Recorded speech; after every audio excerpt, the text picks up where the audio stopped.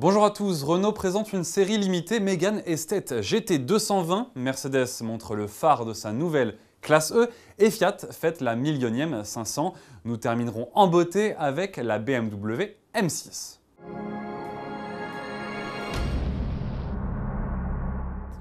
Honneur aux Françaises, Renault booste son break Mégane Estate à travers une série limitée baptisée GT 220.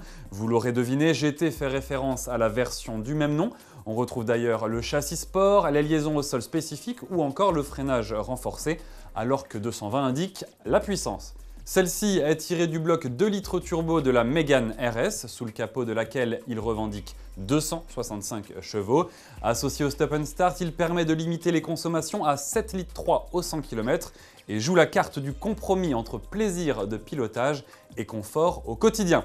La commercialisation de cette GT 220 est prévue à partir du 27 novembre au tarif de 30 350 €. C'est bien moins concret du côté de chez Mercedes qui montre de sombres images des phares de sa future grande berline à classe E. Oubliez l'optique en deux parties, l'étoile revient au classique monobloc. Celui-ci affiche un regard agressif et tout en finesse via les incontournables diodes qui signent aujourd'hui de plus en plus l'esprit d'une voiture. Mercedes cite au passage un célèbre designer américain du début du 19e siècle, Charles Eames, qui disait « Les détails ne sont pas seulement des détails, ils font le design ». La nouvelle Mercedes classe E est en tout cas attendue dès l'année prochaine. Fiat célèbre le millionième exemplaire de sa petite 500. Lancée en 2007, l'italienne est produite à Tichy, en Pologne, ainsi qu'au Mexique depuis 2011.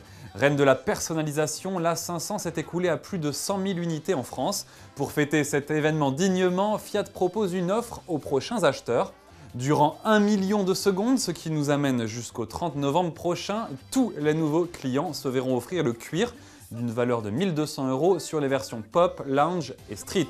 Ce million de Fiat 500 produits est encore loin des 3,4 millions d'unités écoulées entre 1957 et 1974 par la vraie Fiat 500, l'original. On termine en vidéo avec BMW USA qui a une manière bien à lui de réaliser ses cartons dédicacés pour les fans.